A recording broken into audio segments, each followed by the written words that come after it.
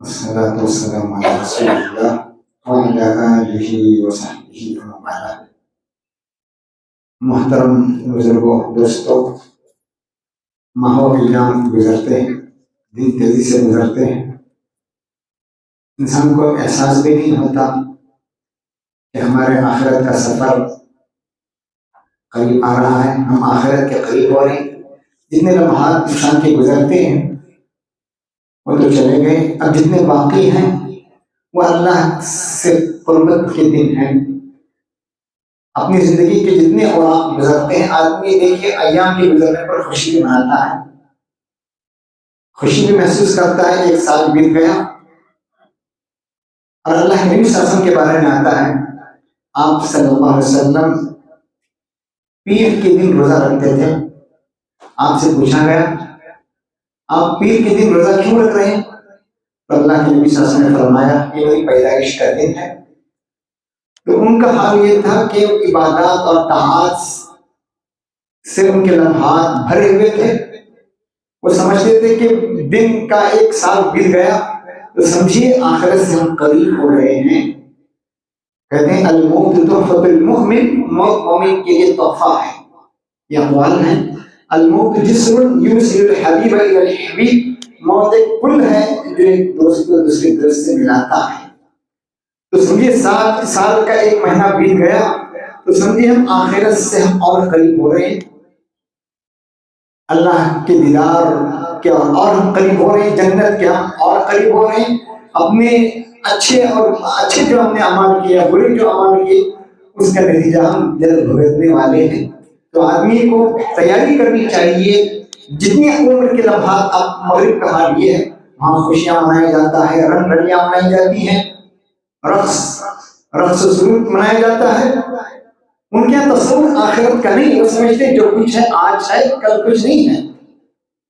جتنے لمحات ہیں میرے پاس اس سے موج مستی کیجیے، کل جیوں یا نہ جیوں، کل صحت رہے یا نہ رہے، یہ ان کا تصور ہے۔ ہمارا تصور، اسلامی تصور یہ ہے کہ آدمی ایک سال بیت گیا تو اللہ تعالیٰ سے اور وہ قربت اور وہ قریب ہو رہا ہے، اس کو اور آخرت کی تیاری کرنی چاہیے۔ ہمیں بحیثیت فرد بھی اپنا جائزہ لینا چاہیے، بحیثیت قوم بھی ہمارا اپنا جائزہ لینا چاہیے۔ ہم بحیثیت قوم کہاں کھڑے ہیں، بحیثیت فرد ہم کہاں کھڑے ہیں، ان دونوں کا ہمیں جائزہ لینا چاہیے۔ میرے عزیزوں اور دوستوں، اور کی اجتماعی حالت مسلمانوں کی کیا ہے؟ آپ دیکھتے ہیں مسلمانوں کا حال کیا ہے، کس اندوناک حالات سے مسلمان گزر رہے ہیں، اجتماعی طور پر کس درجہ کھوکھلے ہیں، اس اجتماعی طور پر مسلمان کس درجہ کمزور ہے۔ آپ دیکھیے، آج آپ اپنی آنکھوں سے دیکھتے ہوں گے کہ مسلمانوں کی اپنی حالات کیا ہے، اجتماعی حالات کیا ہیں، کن لمحات سے گزر رہے ہیں۔ آپ غور کیجیے، واقعہ ابھی آج کل جو چل رہا ہے، فلسطین لہو لہان ہے، اجتماعی طور پر نسل کشی ہو رہی ہے، اجتماعی طور پر گویا یعنی پوری فلسطینیوں کو، غزہ والوں کو ختم کرنا ان کا مقصد ہے، اجتماعی نسل کشی ہے۔ اور حال دیکھیے، حالانکہ فرمایا گیا المسلمون تتکافؤ دماؤہم، المسلمون، مسلمان کا خون یہ کہ تتکافؤ دماؤہم یسعی لذمتہم ادناہم وہم ید علی من سواہم۔ اس کے برخلاف آپ دیکھیے، آپ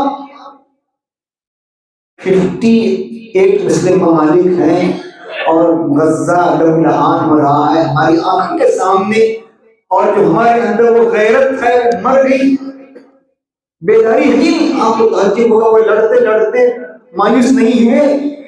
ہم لوگ بائیکاٹ کرتے کرتے مایوس، بائیکاٹ بھی ہم سے نہیں ہو پاتا، وہ لڑتے بھی نہیں تھکے، ہم بائیکاٹ بھی ہم نے اکثر لوگ کہا بھی ہے۔ غور کیجیے کتنے مسلم ممالک ہیں، اس اجتماعی نسل کشی کے خلاف کس نے آواز اٹھایا، کس نے آواز اٹھائی؟ اتنے 58 مسلم ممالک ہیں۔ جنوبی افریقہ، ساؤتھ افریقہ کتنی دوری پر ہے؟ 9207 کلومیٹر پر دوری پر ہے۔ اسرائیل سے اس کی دوری کتنی ہے؟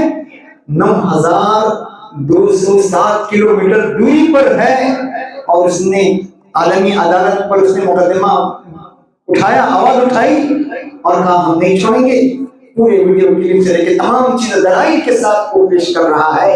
ایک غیر مسلم ملک جنوبی افریقہ اتنی دوری پر رہنے والا 9207 کلومیٹر کی دوری پر رہنے والا عالمی عدالت کی انصاف کارروائی میں آواز اٹھا رہا ہے اور لڑ رہا ہے. کون مسلم ملک ہے جس نے اس پر لبیک کہا ہو؟ یہ ہماری چیز تھی. مسلم ممالک کو آواز اٹھانی چاہیے تھی، اس کے برخلاف وہ آواز اٹھا رہے ہیں. جنوبی افریقہ کے پروفیسر جان ڈوگارٹ کی زیر قیادت قانون دانوں کا پینل کیس کی قیادت کر رہا ہے، جبکہ اسرائیلی فریق کی نمائندگی برطانوی قانون دان میلکم شاوز نے کی. عالمی یہ آپ مسلمانوں کا حال دیکھیے. ہم نے بہت سے لوگوں کو سنتے ہوئے دیکھا، کہتے کہ ارے وہ ہم کو کیا پڑی ہے، فلسطین سے ہم کو کیا پڑی ہے، مسجد اقصیٰ سے ہمارا کیا تعلق. ہم اپنے حالات دیکھیں گے، اپنے شہر کے حالات کیا ہیں وہ دیکھیں گے، ہمیں ان سے کیا لینا دینا. کہتے ہیں سنا غیر مسلم ممالک مغرب کے تھنکر اور وہاں کے انصاف پسند لوگ آواز جم کر اٹھا رہے ہیں، اور مسلمانوں کو یہ کہتے ہیں سنا ہم اپنے حالات کا جائزہ لیں، اپنے شہر کا اتنی دور لوگ ہمیں کیا مسئلہ کیا سرو کر. حالانکہ حدیث کہتی من لم یہتم بامور المسلمین فلیس منہم. مسلمانوں کے حالات سے جو شخص واقفیت میں رکھے وہ ہم میں سے نہیں ہے.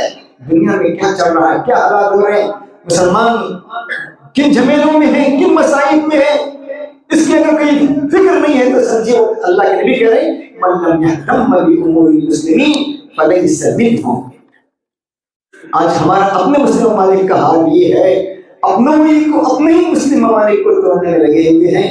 اب دیکھیے عرب کا حال یہ ہے، جو کبھی کہتا کہ ایران مجوسی ہے، اور کبھی حزب اللہ کو حزب اللہ اور حزب شیطان. اپنے ہی کو توڑنے میں مروڑنے میں، دشمن کو مضبوط کرنے میں ہم بہت لگے ہوئے ہیں. اتحاد نام کی کوئی چیز نہیں. اور اتنے بھولے والے ہیں ہم مسلمان، اتنے بھولے والے ہیں ہم مسلمان. کہتے ہیں دو قسم کے دماغ ہوتے ہیں، ایک مچھلی کا، ایک ہوتا ہے فش میموری اور ایک ہوتی ہے ایلیفنٹ میموری. فش میموری جو چھوٹی چھوٹی مچھلیاں جو ہوتی ہیں، فش میموری یہ کہتے ہیں 3 سیکنڈ کی چھوٹی چھوٹی مچھلیاں کی میموریاں ہوتی 3 سیکنڈ کی ہوتی ہے. مچھلی شکار کرنے والا ہوک میں چارہ لگا کر ڈال دیتا ہے، اور مچھلی کو معلوم ہوتا ہے کہ یہ مجھے پھنسایا جا رہا ہے، اور واپس آتی پھر وہی چارہ کھانے لگتی ہے. مسلم امت کا حال یہی ہے.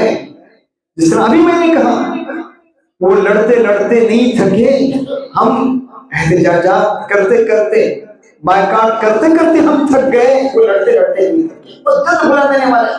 اب بھی ہماروں کا حال یہ ہے. دیکھیے چند لمحہ، چند ماہ، سال، چند ماہ گزر جائیں تو پھر دوستی کے ہاتھ بڑھائے جاتے ہیں. ہم لوگ کا حال یہ ہے. اس کے برخلاف ہاتھی کا دماغ ہے. ہاتھی کی جو میموری ہوتی ہے، اور اس کے ساتھ ساتھ اونٹ کی میموری بھی بڑی تیز ہوتی ہے، سالوں تک یاد رکھتا ہے. سالوں گزر جاتے ہیں، بھولتا نہیں ہے سالوں تک. اگر ہاتھی کو اس کے مالک نے کبھی مارا ہے، پٹائی کی ہے سخت، تو اس کو یاد رکھے گا، سالوں بعد اس کا انتقام لے لے گا. اونٹ کا بھی یہ حال ہے، تیز میموری.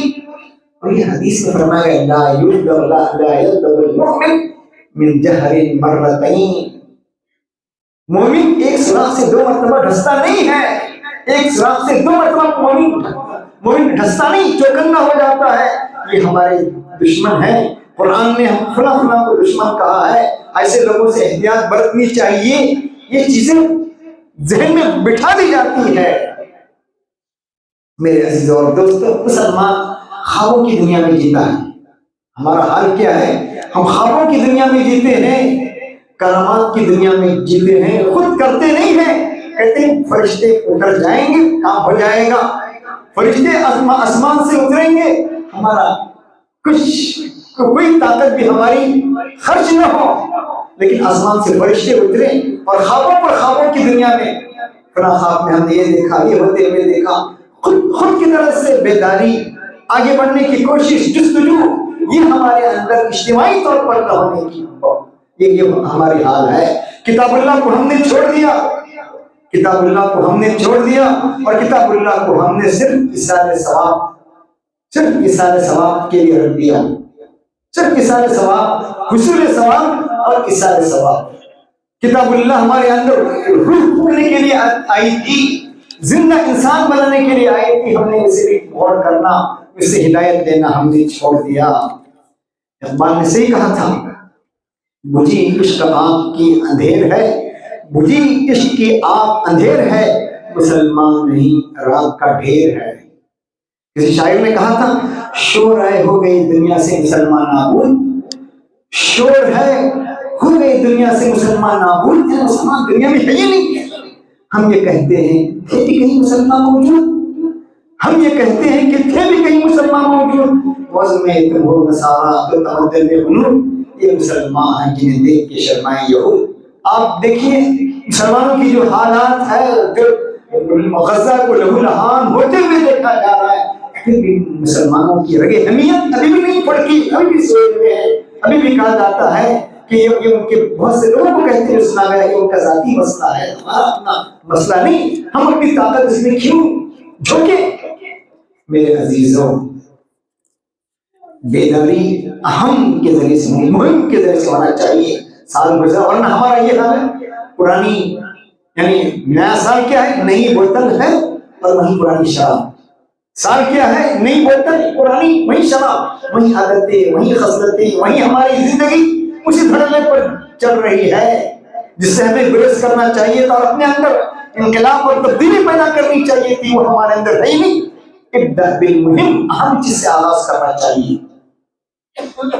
فضیل بن عیاض بڑے زبردست بزرگ، مانے ہوئے بزرگ، فضیل بن عیاض، عبداللہ بن مبارک خط لکھتے ہیں انہیں، حرم میں ایک نماز پڑھنے کا ثواب 1,00,000 رکعت پڑھنے کے برابر، ایک رکعت کا ثواب 1,00,000 کے برابر، لیکن خط لکھ رہے ہیں کون؟ عبداللہ بن مبارک، میدان کارزات سے خط لکھ رہے ہیں، کیا کہہ رہے ہیں؟ یا عابد الحرمین لو ابصرتنا لعلمت انک فی العبادۃ تلعب۔ اے حرمین کے عبادت گزار، اے حرمین کی عبادت کرنے والے، اگر تم ہمیں دیکھ لیتا، ہماری حالت میں ظاہر دیکھ لیتا تو تو جان لیتا کہ تو عبادت کے ساتھ مذاق اڑا رہا ہے۔ کتنی بڑی بات کہی، انک فی العبادۃ تلعب، تو عبادت کے ساتھ مذاق کر رہا ہے۔ پھر کہہ رہے ہیں من کان یخصب خدہ بدموعہ فنحورنا بدمائنا تتخصب۔ جب تم اپنے گال کو خضاب سے، آنسوؤں کے خضاب سے جب تم اپنے گال کو رنگین کر رہا ہوتا ہے، اپنے گال کو آنسوؤں کے خضاب سے رنگین کر رہا ہوتا ہے، ہماری گردنیں خون سے لال ہوتی ہے، خون سے ہماری گردنیں لال ہو رہی ہوتی ہیں۔ پھر کہتے ہیں عبداللہ مبارک، ریح الابیر لکم ونحن ابیرنا رہد السنابک والغبار الاطیب۔ خوشبو تمہارے لیے ہے، خوشبو تمہاری، ہماری خوشبو کیا ہے؟